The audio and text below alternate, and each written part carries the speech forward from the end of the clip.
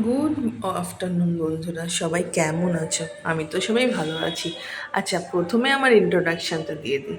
আমি পিয়ালি, তোমাদের জন্য একটা নতুন ব্লগ নিয়ে আসলাম।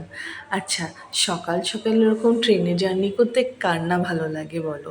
আর এই যে সুন্দর শারদের আকাশ, আর নিচটা পুরো একদম ঘাসের চাদর, সবুজ ঘাসের চাদর, দেখতে প্রাণটা জুড়িয়ে যায়। তোমাদের কার কার ভালো লাগে এরকম দৃশ্য দেখতে? আমার তো বেশ ভালো লাগে। সকাল সকাল উঠে কোথায় যাচ্ছি সবাই জানতে চাও না? হ্যাঁ, আমি রামপুরহাট যাচ্ছিলাম। হ্যাঁ, রামপুরহাটে আমার লাস্ট কাজ, লাস্ট একটা দিন।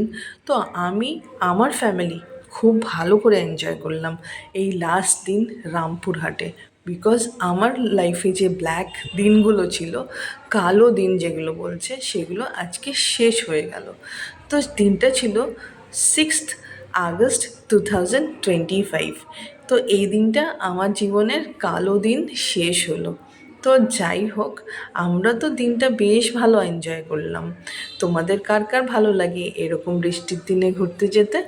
তো কাজও ছিল, একটু ঘোরাও হলো। তো সবাই মিলে আমরা পৌঁছে গেলাম রামপুরহাটে।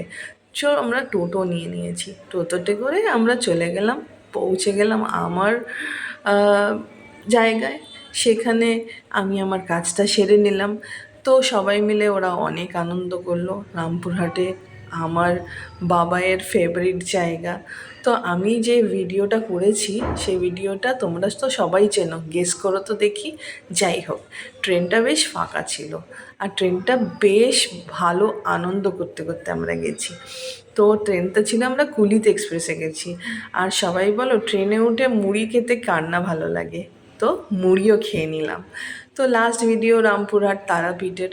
তো ভিডিওটা তো ভালো করে করতেই হবে না, লাস্ট টাইম আসছি, এরপরে আর কোনো দিন আসার সুযোগ হবে না। তো এনার রিকোয়েস্ট, লাস্ট এসছি, একটা ভিডিও করে দাও স্টেশনে। বৃষ্টিও পড়ছিল, বৃষ্টিতে সে এক কাণ্ড হলো, ভিডিও তো তার করতেই হবে। কিন্তু বৃষ্টিতে ভিজে সে একদম চান হয়ে গেল। তো যাই হোক, বৃষ্টি থাকুক আর তুফান আসুক, ভিডিও তো মাস্ট করতেই হবে। করতে করতে খিদে পেয়ে গেল।